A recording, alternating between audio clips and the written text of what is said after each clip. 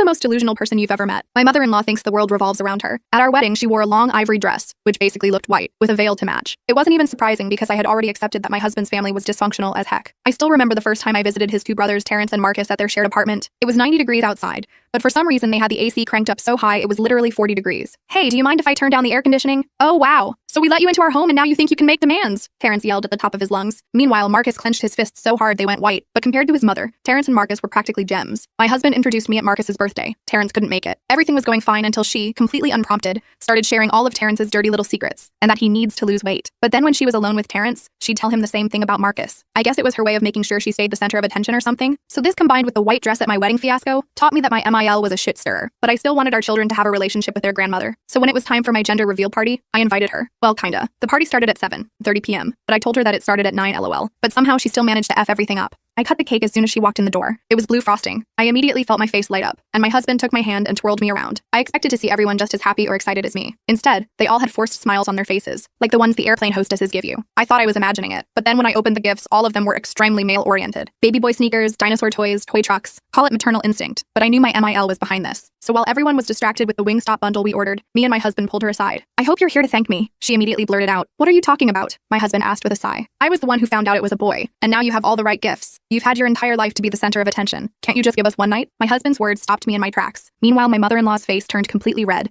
and she glared at me like the whole thing was my fault. My husband didn't say anything else, just grabbed her shoes and coat, handed them to her, and opened the front door for her to leave. There were no other complications with the pregnancy, so instead of getting another ultrasound, we decided to just save the money to build Owen's room. And by we, I mean my husband, because my feet had swelled so much that walking was very uncomfortable. He painted the room blue, bought shelves, a cot, Spider-Man lights from IKEA, and put them all together by himself without me asking or lifting a finger. To all the girls reading this, please take this as your sign to never settle. Fast forward to a few weeks later when the baby was finally born, and a wave of anger boiled my blood, because as the pregnancy hormones pumped through my veins and exhaustion flooded my head, I was forced to deal with the fact that my mother-in-law had lied to us. Our baby Owen was actually a baby Bella. I had given birth to a baby girl. My mother-in-law was in the waiting room waiting to come into the birthing room, but my husband never called her in. I heard him whisper shout, "What the F is wrong with you?" I spent dozens of hours and not to mention a shot ton of money preparing a boy's room. She interrupted him to cackle. It was so ugly and loud I actually thought the glass from the window was about to crack. "Why are you so serious, Rin?" she yelled. Even the nurses were giving her dirty looks. My husband called over a security guard and asked him to escort her out, and I guess he caught the bad vibes because he actually listened. When my husband came back, he promised we would go NC with her, and baby Bella would never have the displeasure of meeting her. The first few days were hard, but somehow my mother-in-law made them even harder. Because one morning I woke up to a knock on the door. It wasn't my mother-in-law. It was CPS. She had an AirPod in one ear blasting Cardi B while chewing gum with her mouth wide open. She pushed past me and made a beeline straight to Bella's room. "Yep, just as I thought," she said while looking around. "Ma'am, we got an anonymous complaint of you forcing your baby daughter to be transgender. Do you have a next line of contact of where your baby girl could go?" I rubbed my eyes in disbelief. Tears streamed down my face. The rest of the full story is on my channel and linked below.